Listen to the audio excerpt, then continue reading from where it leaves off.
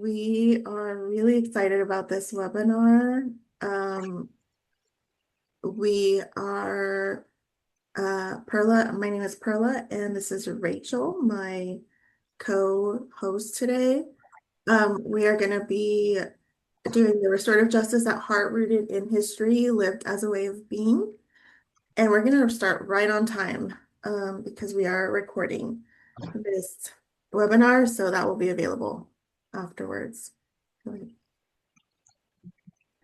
So, as many of you know, this is the International Restorative Justice Week, and this is part of that. We are offering this series to promote awareness of restorative practices during International Restorative Justice Week. We are a consortium of largely Texas-based practitioners who want to uplift the work happening in our state while also uplifting the international movement as well. So our partners are Alex Win Restorative Solutions, Best Southwest, Restorative Practice, Organization, Creative Change Collaborative, and To Inspire Peace, as well as, of course, Rachel and Restorative Houston. So we really encourage you guys to check out our other webinars this week. They're going to be so good. The one after this is tomorrow, which is How the Hell Are You Doing? That title just alone, I was like, yes, please, immediately. Getting a pulse on doing RJ in a chaotic and scary time. Playing to Learn, Games and Movement for Circle is Wednesday at 11:30. And then we have the Restorative Practices and Faith-Based Circles also on Wednesday at 6 p.m. And you can register for that in the same link that you registered for this one. All of them are free except for Playing to Learn. That has the fee. If you click, you'll know what it is.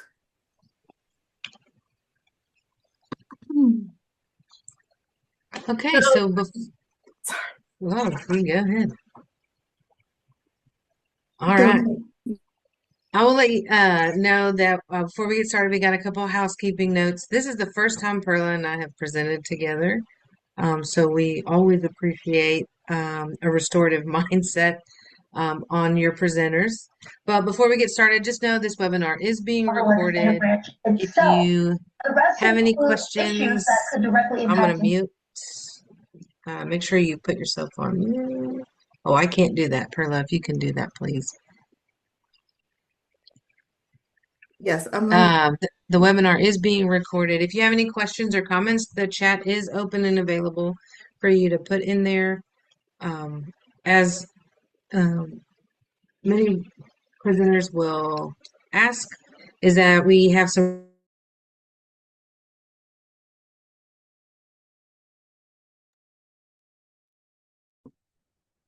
Rachel, you're on mute. Oh, she muted me, but we need to mute Barbara. There we go. I tell you, we are learning and growing. That is okay. But if you have any questions or comments, please put that in the chat. We encourage respectful engagement. Please, everybody that's shown up this morning has a different lived experience. So please remain as supportive and constructive as possible when covering some of these topics, especially in the chat as well. We have closed captions available for this webinar. You can turn those on looking at the directions that are on the screen. There may be a couple of different ways for you to do that. But you can, and then also you can also adjust the size or appearance of your captions as well if you go into your Zoom settings and make them as comfortable as you'd like for yourself. And with that, let's begin. We're going to invite you to take a deep breath in through your nose and out through your mouth. Settle in, and we thank you so much for being here. Let's get started. So, who are we? Well, hello, my name is Rachel Vargas. I am first and foremost a daughter, a niece, a sister, a mother, a friend. I wish I could say aunt, but maybe one day I will. I'm not sure. Really want to be an aunt, but Thea, the cool Thea, but that's all right. That's me first and foremost. And then things that I really love, I am a camping buddy. That's actually our property out there in South Texas, Dallas Cowboys fan. Yes, sadly. That's okay. I understand and recognize that codependency. One day we will win. I also am a good thriller book reader. You can find me in that section all day, every day. Um, as I move into my more professional self, I am a restorative trainer, facilitator, practitioner. I was introduced to restorative in 2015, and absolutely knew that it was the method, excuse me, the way of being that I wanted to have with the students that I worked with at the time. And then that led me into being a researcher and receiving my doctorate of education in org leadership, focusing on Texas's educator perspective on the use of restorative practices. I'm an active community member, and you didn't see my logo up there. I just love restorative practices. So I'm, I guess, the fan club president of restorative justice or restorative practices. But I definitely, in my purpose in life, is to advocate for our young people's success. And that's just a little bit about me.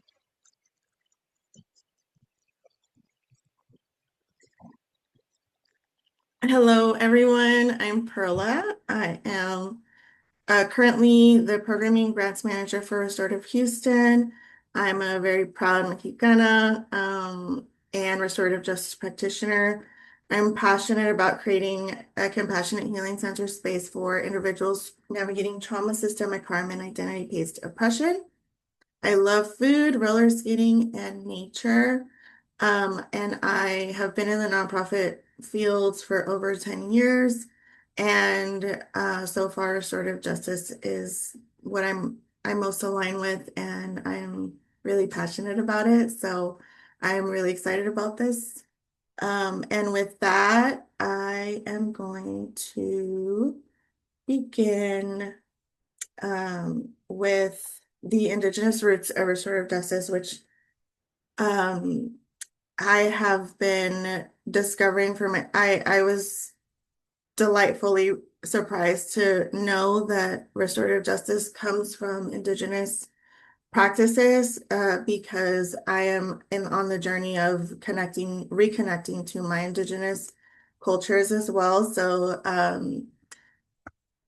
So a little bit about the roots of restorative justice. Um, so as we know, before restorative, it was called restorative justice. Many cultures practice what we might now describe as restorative living, and Rachel and I have kind of coined or prefer the restorative way um, of living, which is relational worldview centered on harmony, accountability, collective care. These traditions arose independently across continents, yet all share the belief that healing belongs to the whole community. And when I say all over the continent, I mean it literally because the vast majority, if not all, obviously I haven't researched every single ancient civilization or culture, but I mean, in general, across the board, in the indigenous cultures are very aligned, very similar. So for a few examples of that are among the indigenous people of Turtle Island, which is North America. They have this structure of circle of storytelling, truth-telling, collective wisdom, guiding communities back into balance. Among the Mexica or Aztec indigenous peoples of Mesoamerica, they believed harmony was a sacred balance between all beings. When harm or imbalance occurred, elders and community members gathered to restore what is called nepantla, which is the state of equilibrium between opposites. So the restorative acts often included confession, offerings, and symbolic purification rather than exile or punishment. In India, there were village councils known as panchayats from the word panch meaning five, and traditionally they resolved conflicts through dialogue and consensus, emphasizing reconciliation and social harmony. In many tribal and rural communities, restorative practices were guided by elders and grounded in dharmic principles of balance, duty, and compassion. Among the Celtic people of pre-Christian Europe, justice was often carried out through Brehon law, which focused on restitution and restoring honor rather than retribution. The compensation, apology, and ritual offerings were used to mend broken relationships and reestablish social harmony. Also, the Slavic tribal cultures practiced what is called veche, which were communal assemblies where disputes were discussed publicly, decisions were made collectively for the good of the village. Harmony was the land and ancestors, Harmony with the land and ancestors was central, and forgiveness was seen as a way to restore cosmic balance. And in South Africa, the concept of Ubuntu, which is I am because we are, is very prevalent, even just across the tribes of Africa, which teach that our humanity is bound together, and they're very, very also very community based. And also the Tao Maori, the Maori in New Zealand.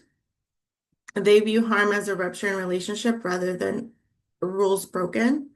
So RJ may not look exactly the same across all these cultures, but because it considers the need of the community, it serves in a very similar way. And I think it's really cool that we can adapt it to any culture, even in the modern day, whether it's the corporate culture or in schools or in our own families and communities, neighborhoods.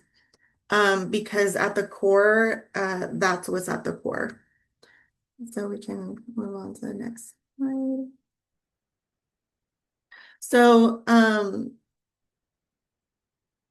across, like I said, these diverse cultures, justice was not about punishment. It was about restoration, tending to relationships between, and also ancestors, the earth. It was really important to have harmony with the earth as well, ensuring the web of life remain intact within a cohesive community. For many of us today, those original teachings are buried under layers of colonization, forced religion, and cultural erasure. So if you don't know your people's specific restorative traditions, you're not alone, and it doesn't mean that you can't reclaim these original practices. The invitation is not to appropriate the practices of others, but to acknowledge that your ancestors once knew these ways too, and to begin listening for what still lives within you. So, um, what just to reiterate what the one right before. What is that at the core of restorative justice is an Indigenous worldview.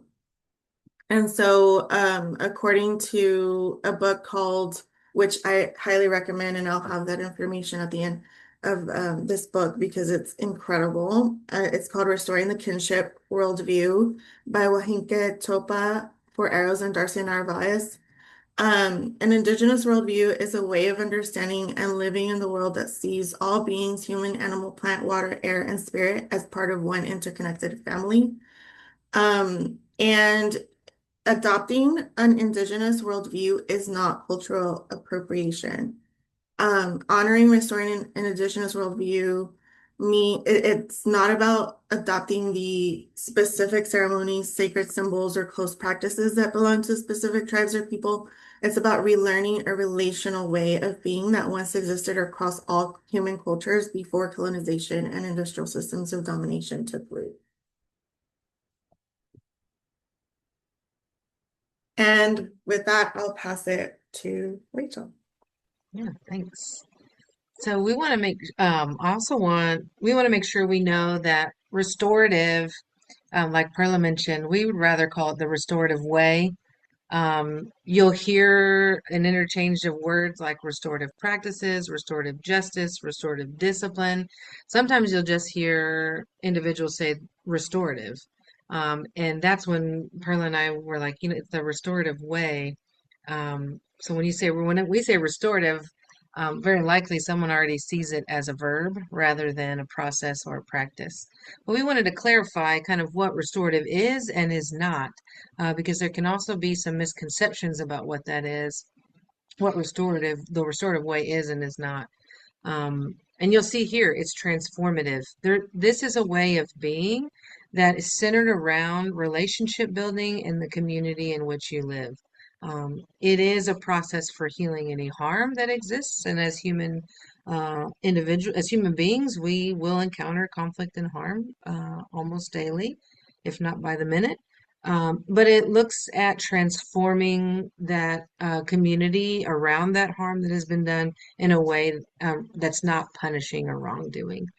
Restorative is also accountability, which those who prefer or who misconceptualize restorative as not being a sense of accountability, it actually is. We both believe that this is one of the highest forms of accountability because in order to get into a space of transformation, it requires individuals to take accountability for the harm or the action that they have done. So it's a proactive approach where maybe a punitive style is more reactive. A restorative is looking at this proactively, knowing that it's important for us to take responsibility and make things right, is the restorative way. It's also community building, knowing that we are giving voice to everybody affected by harm, but everybody in the community has a voice as well. And that we all have our own individual power over our voice, and that we can choose to use it as we see fit or as we see ourselves fit into the communities that we're in. But we're really looking at focusing on that repair in a relationship and rebuilding trust when harm has been done. And restorative is trauma informed. This looking at a collaborative way of community of living, promoting that shared power, using more understanding and empathy, rather, again, going back to this is a proactive approach of living rather than a reactive approach of living. And when I mean living, I mean the daily conflict and harm that we encounter. But what restorative is not is this isn't a get out of jail free card. This misconception that we have is that yeah, this person can just get out of jail free and not have to receive any consequences for their action. Actually, that's wrong. I'm going to just say that exactly just like that because restorative requires that accountability. It's not just about being nice. This isn't the like, oh, those are just going to be. I mean, I've sat with teachers and educators who, from the start, see the circle and think we're already going into therapy. This isn't what that is. We're holding a space for community and for everybody's voice. Um, and looking for a way to address conflict, not just avoid it or forget it or allow it to happen. Restorative is not punitive. We aren't focused on the blame and shame. So while we're holding people accountable, we're doing it in a way that's trauma informed, not allowing for blame or shame to enter into that accountability. And that takes a little bit of learning to do.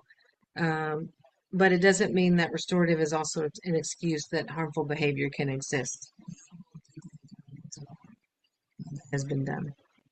Restorative is not a quick fix. You can't put a band-aid over harm that happens. The African proverb about a neglected child will uh, burn down the village that ignores it just to feel its warmth. Uh, Restorative understands that African proverb quite well. We are not here to just quickly fix a behavior or quickly fix a harm with a reactive approach, but rather be proactive.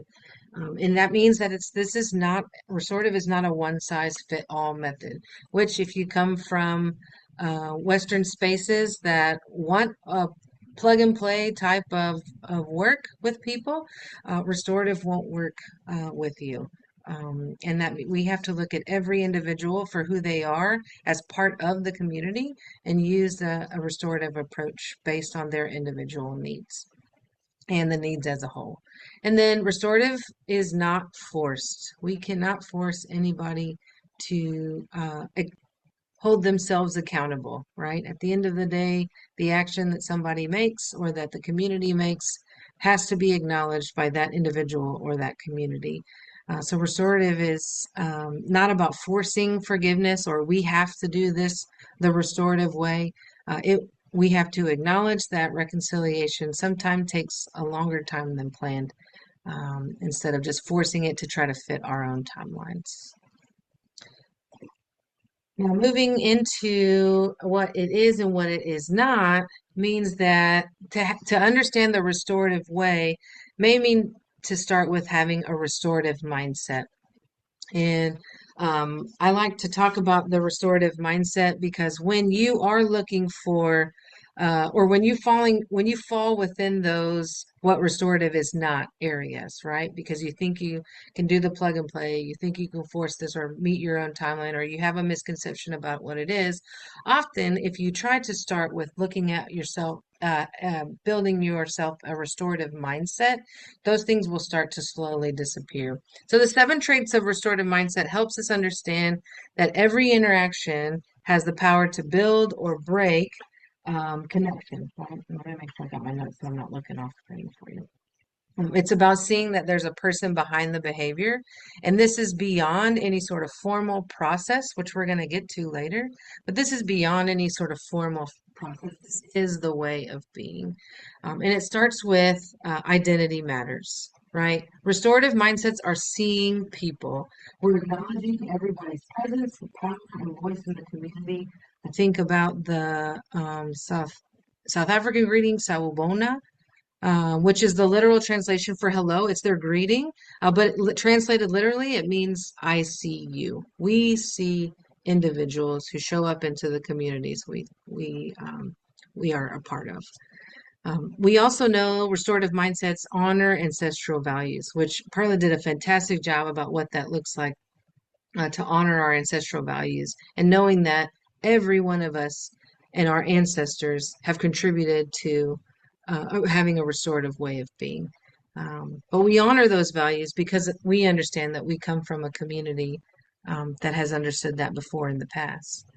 Restorative mindsets are also looking to always connect to the community to build bridges with one another, knowing that each one of us has similarities and differences, but a restorative mindset looks for ways to build bridges across the differences. They say our differences don't keep us apart. We become stronger because of our differences, not weaker because of them. Restorative mindsets also seek accountability and justice. That means that we want for others what we would want for ourselves. We hold ourselves to the expectation that our actions are held accountable to a community. And I also believe this is what makes restorative justice one of the highest forms of justice because of this mindset of seeking accountability in all things. Number 5 in the restorative mindset is nothing about us without us. Like there are no decisions, no event, no activity, no input or a moment that one sole individual makes without it affecting the whole. This doesn't mean that we can't have democracies or communities that thrive on that. Um, until we return to the indigenous roots where everyone is restorative, there are hierarchies in place that help communities thrive, grow, and be safe. However, restorative mindsets understand that everybody's voice matters within that community and that decisions made should be done in fair process, a way in which others can see the input being recognized. The 6th part of a restorative mindset is having long-term thinking. Restorative mindsets think about where they are today and where the world will be in 100 years for that moment. Think about yourself, where you work, where you live, where your community is. Where will that community be in 100 years? Restorative mindsets understand that today, because Perla and I said yes to doing this webinar, generations will change 100 years from now. And restorative mindsets understand that long-term thinking, and they keep that in mind. And then the last part of having a restorative mindset, you're going to see that there's formalities, there's processes, there's practices, there's pieces that you can and components that you can make sure are consistent and plug and play in a sense of what I said earlier. But a restorative mindset understands that all of that is necessary, but the most important value is that we are looking to relate to one another repair harm, and restore a community back to its healing. This is more than just the process, more than the tiered practice, more than operations. This is about humanity. I like to make a joke. You can be restorative in the line at Chick-fil-A, right? Like you can just be restorative anywhere you are because it is a way of being rather than a process or a practice or a discipline. And it's what keeps us advancing in this restorative work. It's asking ourselves these questions and saying, what happened? What can I do to make things right? And how what's going on with the community in the first place? So,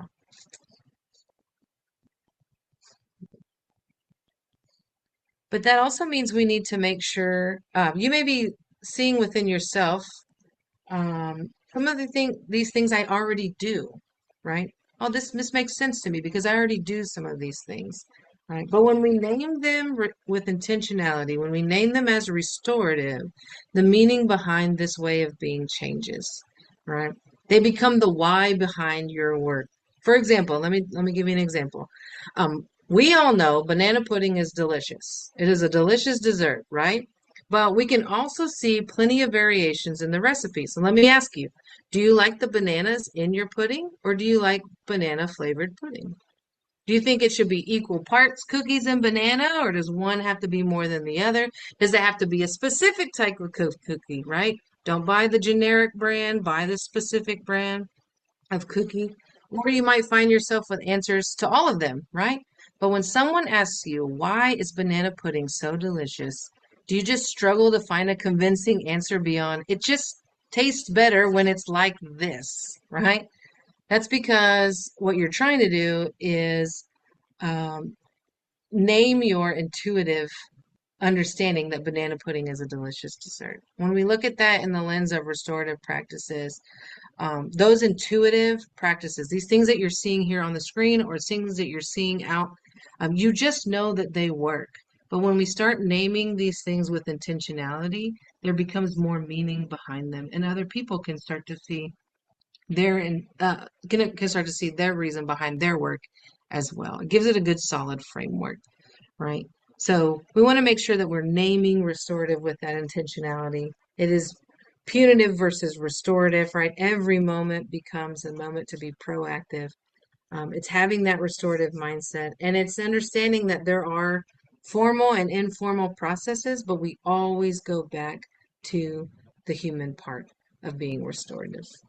So I want to give you a few examples of what it is like to be intentional with restorative in the different settings you may be in. So we'll take a scenario here. Maria is a team member and she misses an important project deadline, and her delay caused stress for others who were counting on her part to finalize a report for leadership.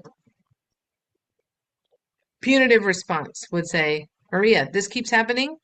You know deadlines are not optional. If you can't manage your time, maybe you're not ready for this level of responsibility. And moving into a more restorative way would be, Maria, when the report was late, the team had to scramble to finish. So can you share with us what got in the way so next time we can make it right together? All right. Simple, intentional switches. How about in the school setting? So during a reading activity, a student named Jalen keeps blurting out jokes and distracting the class. The teacher feels frustrated after several redirections. Punitive response would be, Jalen, that's it. You cannot write. You're going to go to the office. You're disrupting everybody. Get out of here, right? A restorative response, switch just a little bit. When you keep interrupting, it's throwing off the rhythm for everybody in this classroom. What's going on today? Right? Gives Jalen an opportunity to have voice. Sure. Got my notes. Here we go. Or how about in the community, right? An officer responds to a call about graffiti on a community center wall. When they arrive, 17-year-old Anthony is still there holding the spray paint can. He could have responded, the officer could have responded with, you know, this is criminal mischief. You're going to be charged. Maybe next time you'll think before you ruin somebody else's property. Small, tiny switch to restorative. Anthony, this wall means a lot to the community, and you've caused some real damage here beyond physical damage. What can you do to make it right?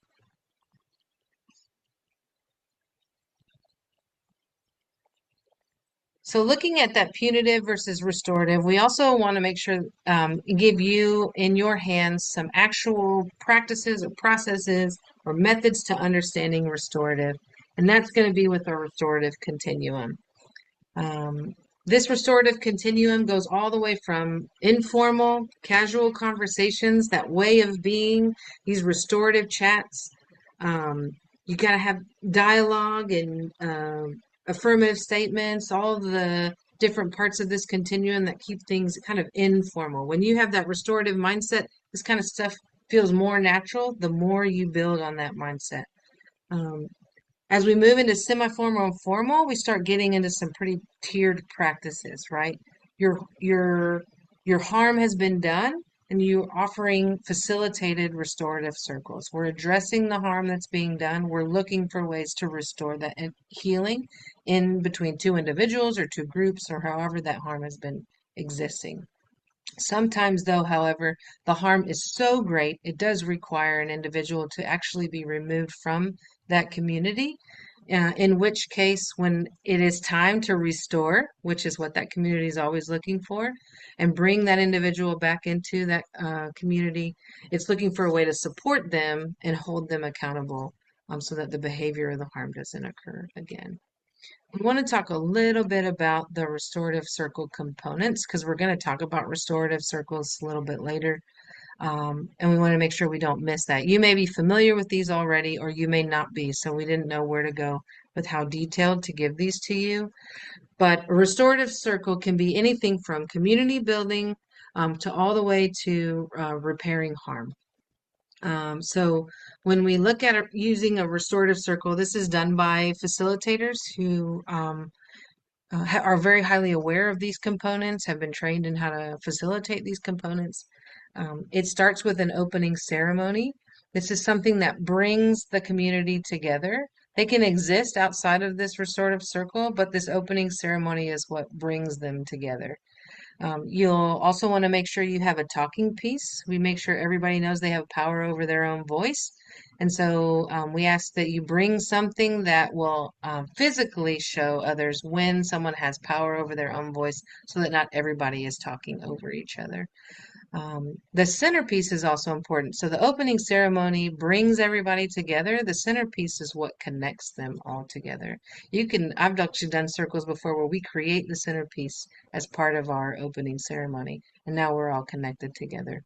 Um, but it can be as small or as big as you want that to be, but just know that it gives a sense, and it can be as trauma informed as you need to as well. Some people don't feel comfortable gazing into each other's uh, eyes. That sounded strange, but you know what I mean? Like, and so that centerpiece on the floor or in the middle of the circle actually helps with people who may struggle with that as well. You'll want to make sure that you introduce values. This is going to be what the group uh, comes up with. What is a value to them that they want to show up with that in that moment in the circle.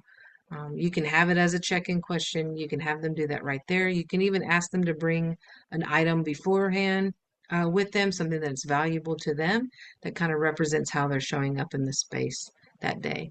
And while you've asked them for their input on how to hold them accountable to how they're going to act in that circle, you as a facilitator also need to make sure you introduce guidelines to keep the circle as safe as possible and as constructive as possible. And that's by using guidelines, a set of guidelines that everybody will agree to. And those are going to cover anything from speaking from the heart to confidentiality and ranging in that way. You'll want to check in with your community just to see how they're doing before you get started with your prompts. And then your prompts are around the theme. Why did you bring everybody together to this circle? You'll create these prompts based on that. If you have some hard questions to ask, maybe you sandwich those in between two kind of easier questions. You may have individuals who don't know how to answer the question, and you may need to talk with them beforehand and let them know, hey, tomorrow I'm going to ask these three questions, and I know sometimes you need some time to process. I'm going to give them to you in advance so you'll be ready when it's time to have our circle. And then you'll want to have a moment of reflection. They'll have heard from other people in their community and may need a moment to reflect on what that means for them as part of that community now. And then just as you brought everybody together in the opening ceremony, you want to have a closing ceremony to let everybody know this official formal circle has ended and we're moving into a space where we exist with each other in a restorative way, but not in a formal circle way. Right. So those are the components of a restorative circle. I think I saw a comment. I want to make sure I'm reading those. Oh yes, thank you, Nikki, for that African proverb. The child who's not embraced by the village will burn it down to feel its warmth. Thank you. I missed that earlier. All right, and I'm going to pass it over to Perla. Thank you for listening to me about all this restorative loveliness. Okay, guys, so now I'm going to talk about how you can incorporate restorative justice into your everyday life. And there's 4 different categories where you can do this. The first being you yourself, because we can't engage with the world in a restorative way if we are punitive with ourselves. So practicing self-accountability without shame is huge. It's the key to, in my opinion, being restorative, period. We know we need to know our boundaries, our limitations, our needs, and how to take care of ourselves before we can engage rightly with others and the world in a restorative way. Um, Restorative ways in relationships is the next kind of level. The way we interact with our family, friends, and anyone we come into contact with. We sometimes get so lost in the institutionalized capitalistic way of functioning that we forget the way we treat humans in our proximity will determine our ability to be effective within the restorative justice practices that we do, maybe as a way of making a living or in our roles in community. And then which leads to RJ in community. It's important to be intentional in cultivating community if we are going to embrace a restorative way of being. This requires us to hold ourselves and others accountable in addition to committing to showing up in a dependable way without self-abandoning. I'm gonna talk a lot about self because if we don't have that foundation, like none of the other levels will really be sustainable. RJ in systems, restorative living does not stop at our personal relationships. It extends into the very systems that we participate in every day, including education, workplaces, healthcare, justice, governance. These structures often reflect colonial, punitive, and extractive values. So I wanted to kind of tie it back to the indigenous way of being. So this is very in alignment with the Navajo peacemaking wellness model. So the Navajos, I know it's really small, but they start off with the middle, which is yourself, respect and reverence for the self, taking care of the self. And then the next one is relationship with kin, which is the word is ke. And then the one outside of that is your community. And the one beyond that is the environment, so the earth. So which is very much, which to me in our modern world, that includes the systems, right? Like what I just talked about. Next slide.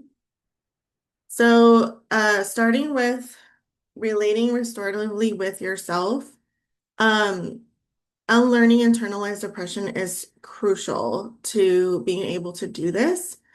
And some ways that you can start this process, if you haven't already, is embracing rest and play because in a punitive environment, everything is transactional and you only are allowed or earn rest and play if you work yourself into the ground, or you you first have to do A and Z to be able to rest and play. And most of the time, that doesn't even happen because of the structures that we live in.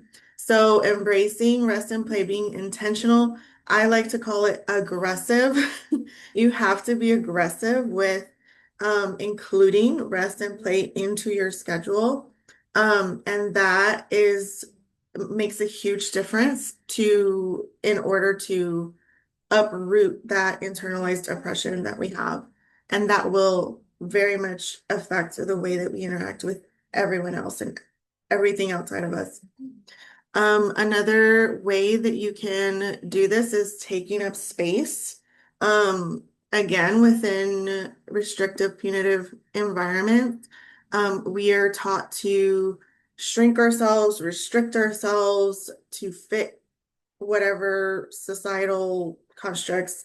And so in order to counteract that, we again need to be very intentional because we have been very brainwashed to reduce ourselves, to constrict ourselves. We have to be intentional about taking up space, being fully ourselves.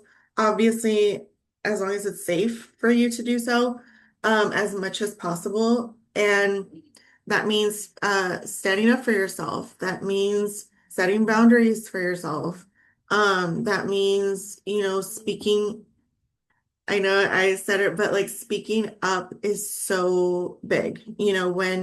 When you see when something isn't comfortable for you, when um saying no is also taking up space. Whatever uh makes other people uncomfortable, but is the thing that you know is best for you, that's what you need to do in order to uproot all of that oppression and punitive way of being. Changing our internal dialogue. This is probably something you've heard before, but it is so huge. In a great way to do that, which helped me, is to think of yourself as a stranger. Anytime that you are spiraling inside of yourself, um, try to literally put yourself in a person perspective of, okay, if this situation that I'm going through, if another person, a complete stranger, was going through this, what would I say to them? How would I feel about that situation? And that kind of helps you to speak to yourself as though you were an outsider, which helps tremendously in tempering that often very punitive, very critical, very negative and oppressive inner dialogue that we're so used to having. Um, the other really important thing is restoring relationship with your body.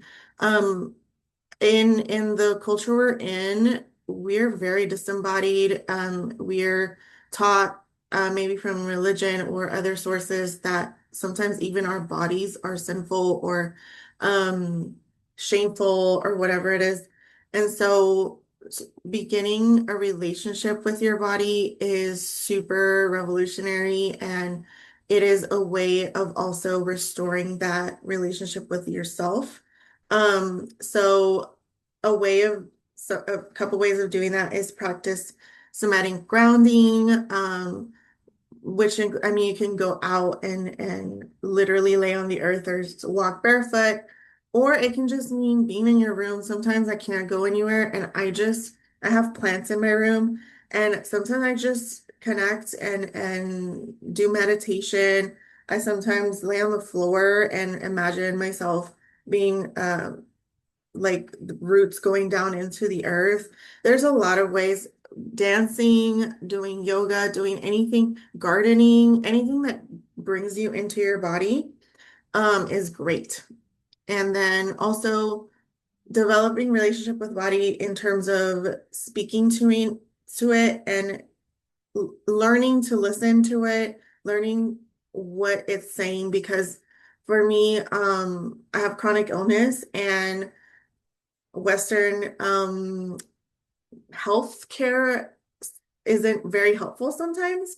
So I've had to literally develop a relationship with my body and learning what it's saying, learn like literally being like, okay, I'm actually in pain right now because it's so like when you have a chronic illness, it's so normal to have pain that sometimes you don't even notice it anymore. And so I have to be really intentional of like, oh wow, I'm like in a lot of pain right now, and that can't be good. So I'm gonna address that. So it's really important to start to really pay attention and not ignore a lot. Because of our really intense schedules and lifestyles, we always just ignore. Um, and that just is really bad. So, also speaking to your body, I started to literally do that. I mean, I started to thank my body for my heart for beating for 41 years, like 24/7. That's a lot.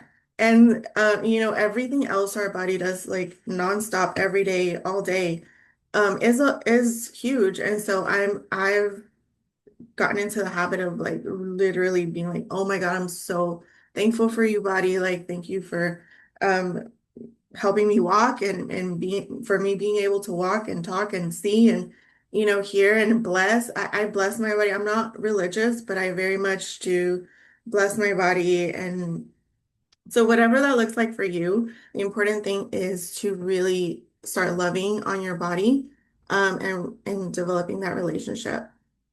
Any simple act of presence is a form of repair with yourself and with your body. And forgiving yourself is a radical act of restorative justice. And that's where it all starts. And these things are kind of baby steps, to help you do that. So the next thing is RJ in relationships. So some ways to help do this and what it could look like is creating a culture within your family as much as you can, where boundaries are seen as tools for connection and not punishment. So this goes back to kind of you have to do that for yourself first, in order to do this with family, with everybody else. So knowing where your limits are and then communicating that, in order to be able to engage with people and your family in a healthy way. So it's not about punishment, it's about connection. Um, Also, creating a culture where apologies become opportunities for transformation and not just words.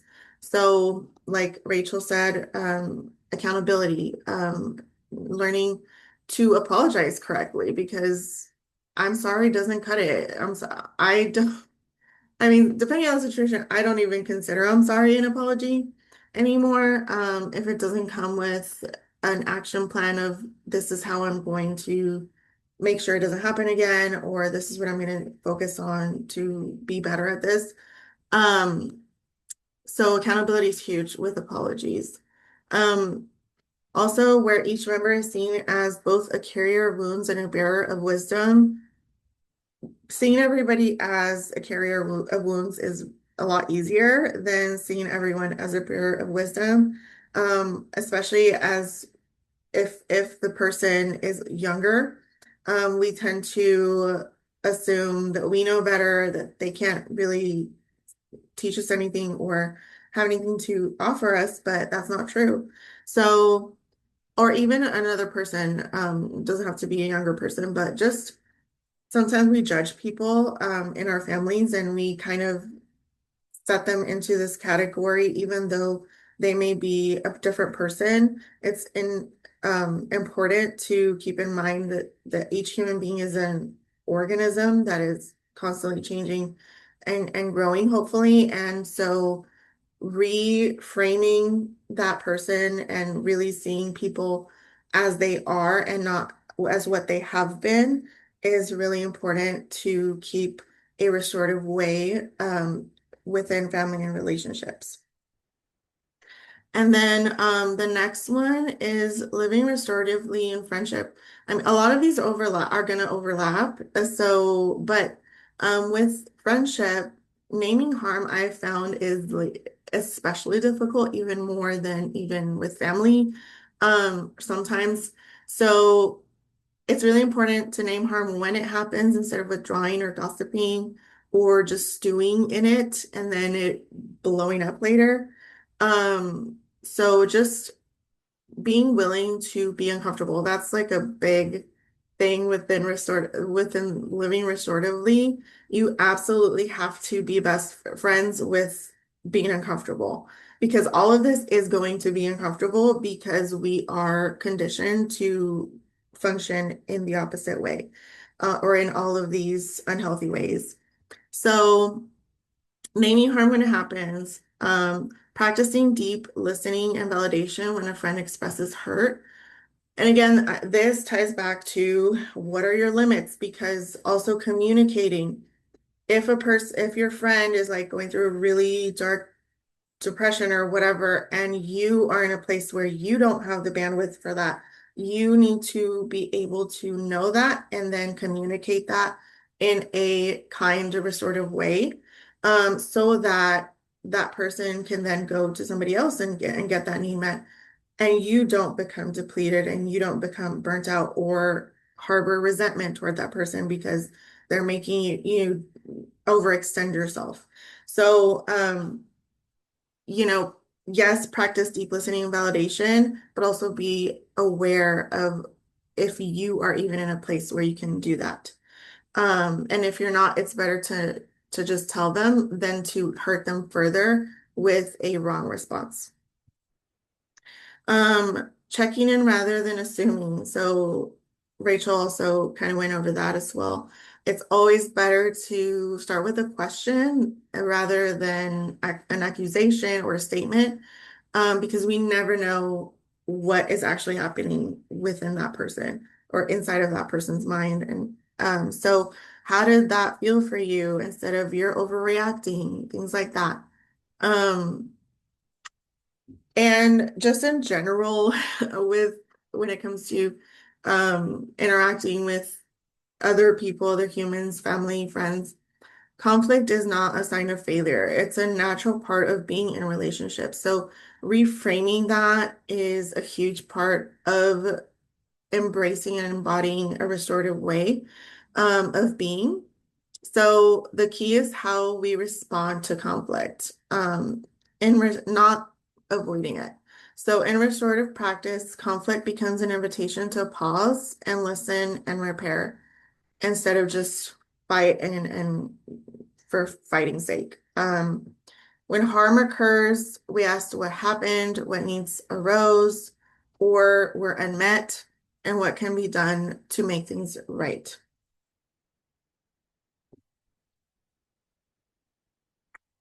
And then not the last, the third way that we implement restorative justice is in community.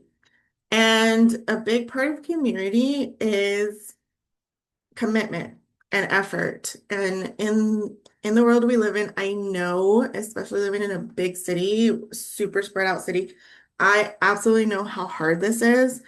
However, this is the only way that we're going to be able to do it, that we're going to break the cycle of isolationists and disconnection, is just putting in commitment and effort.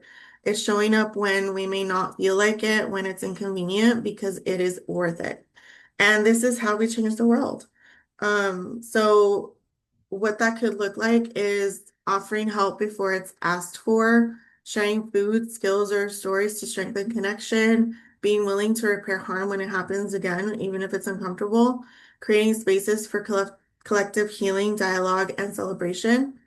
And when it comes to creating spaces for healing or just for connecting, just for being with each other, I also think it's important to highlight that in this culture in the US, there's this culture of like being aesthetic about everything, and everybody feels like, oh my gosh, if my house isn't pristine, I can't invite anybody over. And because there's like a lot of shame in it and all that. We have to start to uproot that ideal or that way of thinking, because it is preventing a lot of people from being able to have community, and from all of what they're actually needing, it stands in the way of that. So who cares? Who cares if your house is messy? Like, we have to start getting over that. Because everybody knows our houses are messy. Like, maybe some more than others, but we're human beings. We're not robots or machines. Like, having a certain level of mess is, I don't feel comfortable fully when I go to somebody's house and it's literally pristine. I don't even feel comfortable because I'm like, oh my God, I don't want to like touch anything. So I don't know. I just, no, there's nothing wrong with having like a super pristine house. I'm just saying, don't let that be a barrier for you to start to have people over and create those spaces. Um, Also space, literally space. Like, a lot of people, I guess because I'm Mexican, we really don't care about being cramped or like not being able to like stretch 6 feet across from each other, like, who cares if it's like a small house? Like, as long as we can sit somewhere, even if it's on the floor, we're good. Like, we're gonna have fun, we're gonna connect. That's what it's all about. It's not about all these weird rules that we've imposed on ourselves, or culture, whatever has imposed on us. So to restore community, we must move from isolation to interdependence, from me to we. This means, again, showing up for one another, sharing our gifts, being willing to hold space and for others, joy and pain alike, but also going back to the self. I am not saying to do any of this at the cost of your own health or capacity, which is again why it's so important to know your capacity and to be able to take care of yourself first, so that you can engage in these things in a healthy way that doesn't cause self-abandonment or harm. Let's see. I think that's it. Yeah. Um, so the last one is living restoratively within systems. So I know Rachel kind of did a really good job with this, but just to reiterate, um, living the work without a title, I wanted to kind of speak on when you don't have authority within a workspace, because it's a lot easier if you are in a place of leadership to create that culture of a restorative culture, rather than when you have absolutely no say or authority within a workspace. It can be a lot harder. So what you can do is create microcultures of care in the capacity that you can. So maybe it looks like sorry, I need to admit somebody. Maybe it looks like a break room where people feel seen, a group chat that uplifts, quiet rituals of gratitude before meetings, whatever feels natural for you and whatever you feel would make people feel comfortable, safe, connected within your workplace, again, that you have capacity for. Um, that's what we encourage you to do. Also, modeling relational respect, greeting people by name, listening without interrupting, validating others' experiences, even when you disagree. May seem like not a big thing, but it is huge. It makes a huge impact, and the ripples go out really far. And it's really it can be really powerful in creating that kind of culture. Um, teaching. So I know it's really hard for teachers right now, but some things that they can do is maybe begin classes or meetings with a brief check-in circle to ground and connect. Replace punishment with reflection, like Rachel gave us beautiful examples of. What happened? What do you need? Instead of let's punish you. Also, for teachers or people in really oppressive systems, seeking community is huge. I really encourage you guys to, again, reach out, look for places and people that may already be doing this, or sort of feasting. And or any, or do it yourself or create it yourself. But it's really important to seek community when you're in those spaces. If you are in a position of leadership, it's really important to decolonize power structures. So, in as much as you can, restorative leadership is about service, not control. So, practicing restorative leadership looks like making decisions through consensus, like Rachel said, uplifting the wisdom of elders, youth, and marginalized voices, seeing leadership as stewardship instead of um, overlording, and tending to people like a garden. Next slide. I had to put this because this is our unofficial motto for Restorative Houston. Um, so do no harm, but take no shit, because it's important to clarify that while the restorative way is the ideal and we should all do what we can to make that our default, in no way does that mean we condone submitting to any kind of physical or any kind of abuse. Always prioritize your safety. Also, the restorative way requires all parties to be willing to do their part. Sometimes the most restorative thing is to go no contact or to put up really strong boundaries. So I just wanted to say that. And I will pass it over to Rachel. All right, great.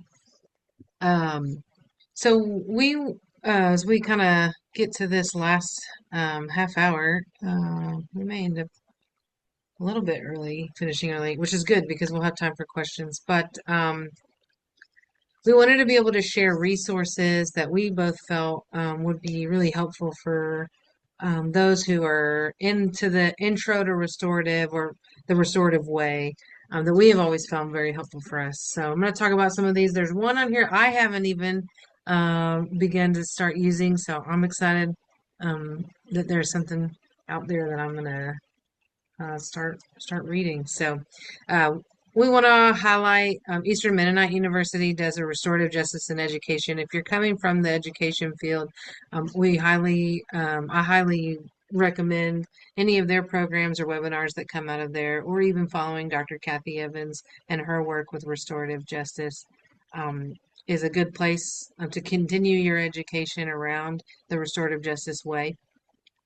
Um, the Circle Up documentary and Circles film, both are films that you can stream or look for them on a streaming platform that you can purchase or rent or is available. You can both watch those to help kind of really see what that looks like in real life and how that affects people and get people who've given their perspective, some educators and some facilitators around restorative justice who are really making an impact and making strides in their communities. So we wanted to recommend those two there for you.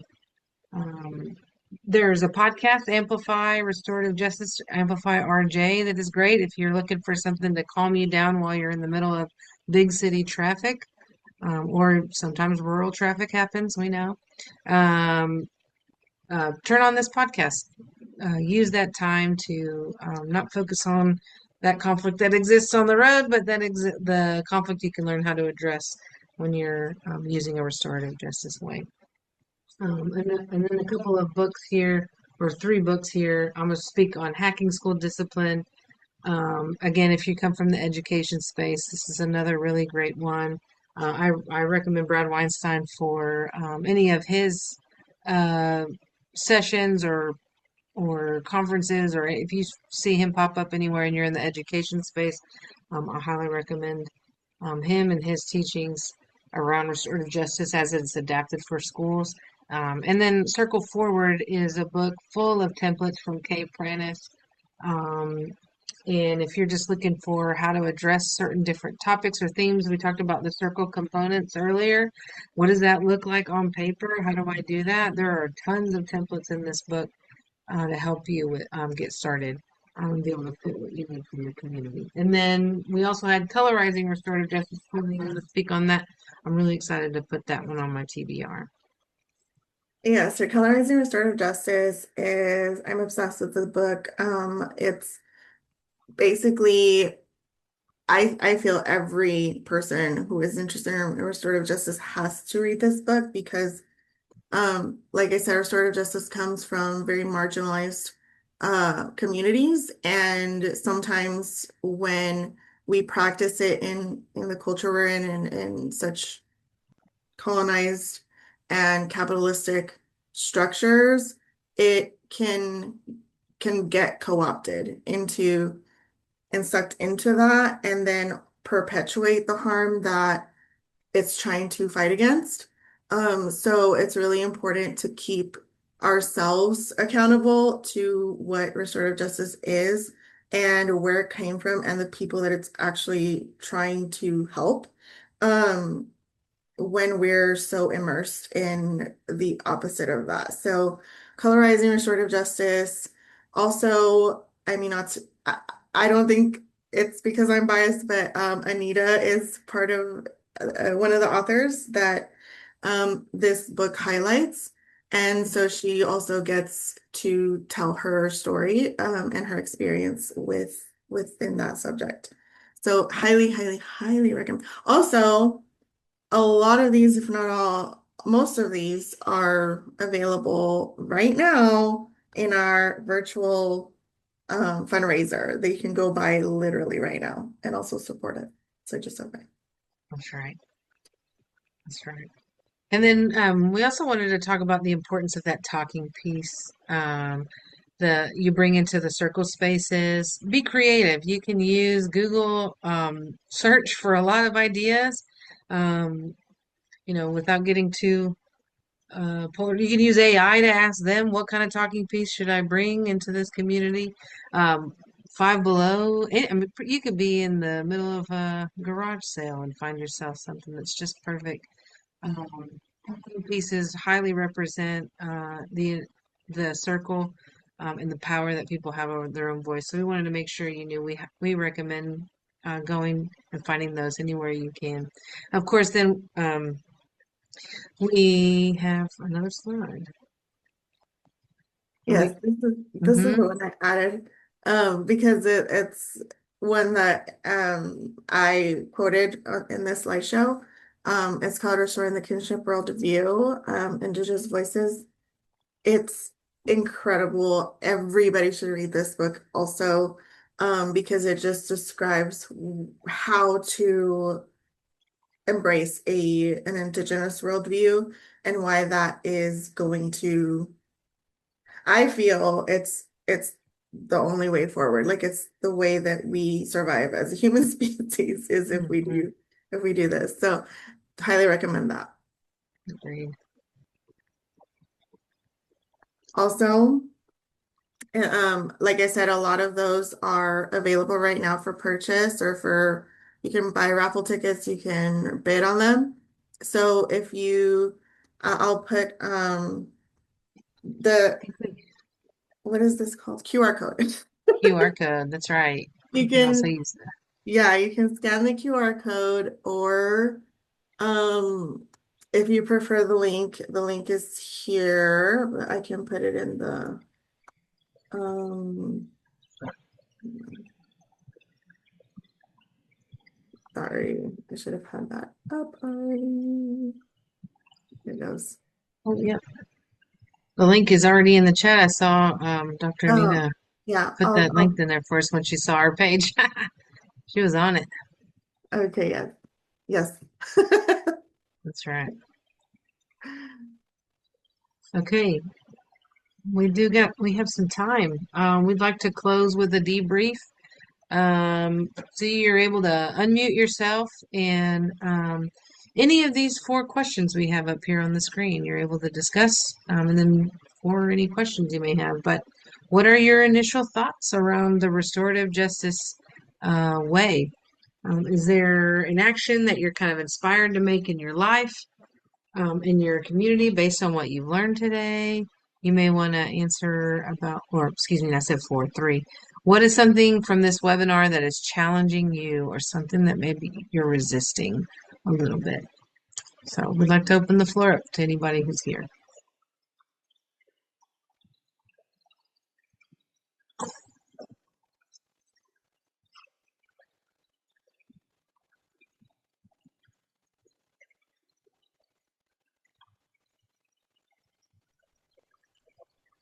Hi, everybody.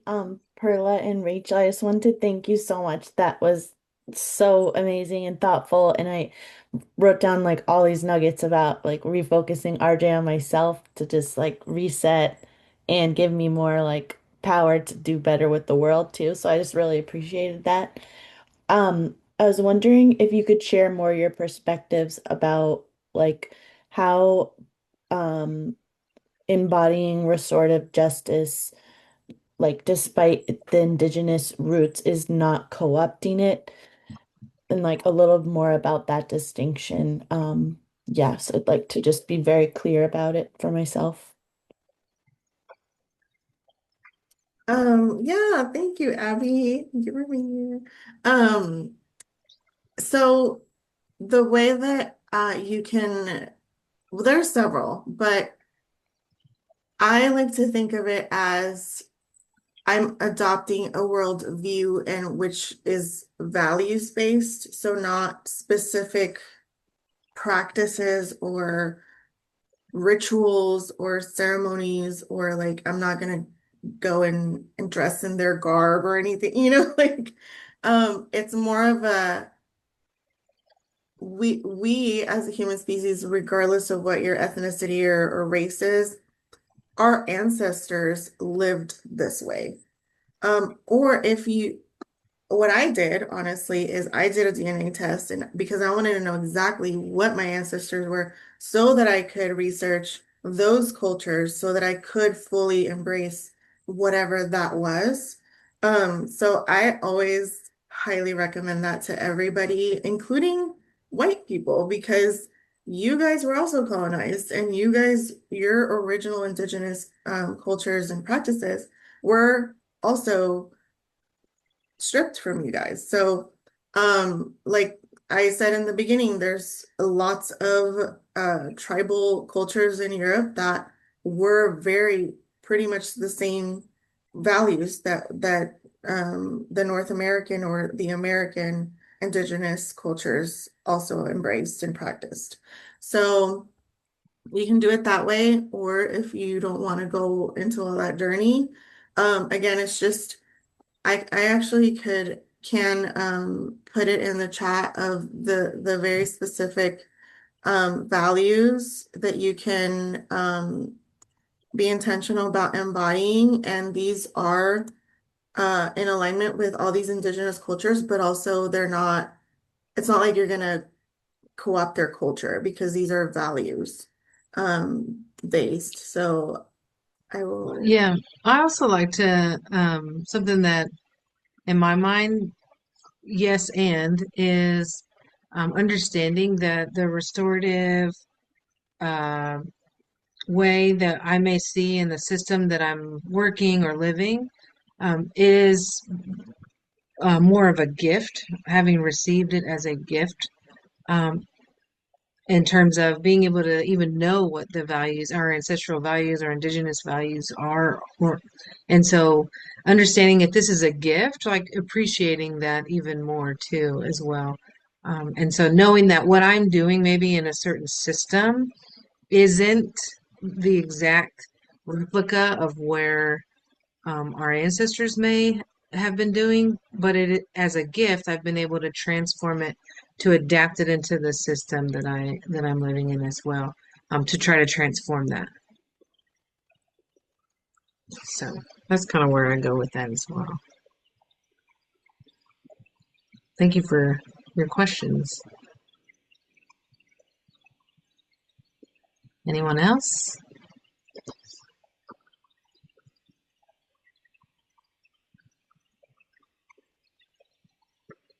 I had a question. I really appreciate the holistic way that you're talking about restorative justice, restorative practices, and the restorative way. And I'm wondering what you think people like myself get, I won't say get wrong, but like miss the mark when we're messaging to people what restorative justice is. Because Perla's whole thing, ever since we've been working together more and more, is I didn't really get it until, you know?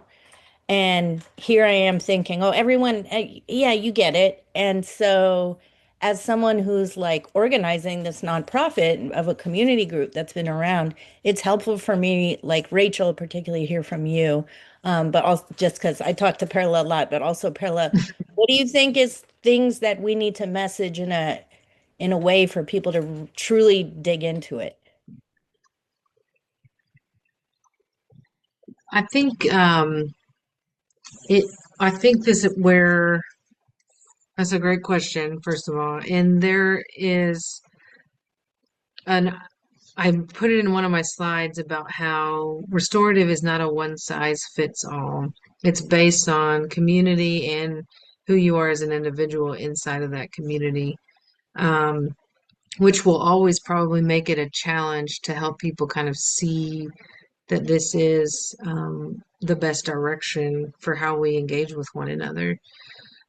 My platform is typically let's start with experience, because I will also hear the same as what Perla said, like, or at least the same start of, well, I didn't really get it until, and then I hear people say, until I experienced it, or until someone actually sat down with me and showed me through, not through teaching, but through their living, how they were doing it as well. And that requires exposure on us who live the restorative way. That can sometimes, again, you can also understand that that's not maybe a safe place for me to do just yet. But I do think that there's something about experiencing that. The dissertation work I did, that was the biggest answer from teachers was I didn't really understand how to get this done until the principal was doing it with us regularly. And I saw it, I experienced it as a participant, and I knew how I was going to take that back into the classroom after that. So that's kind of where I go with that.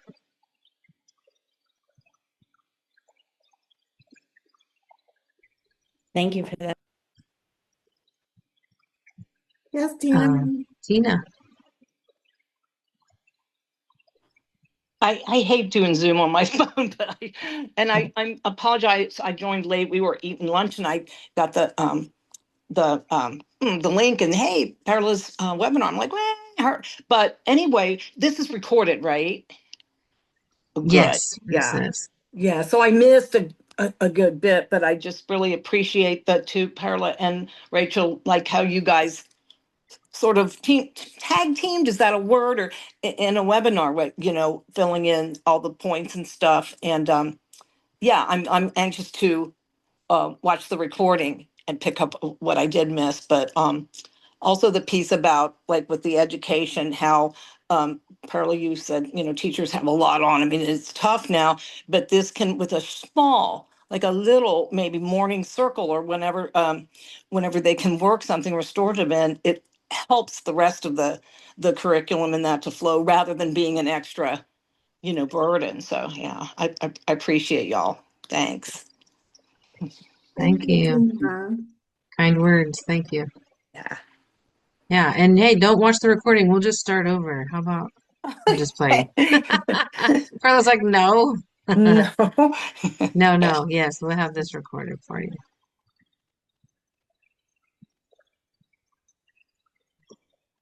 Okay, well, nobody All else right. has.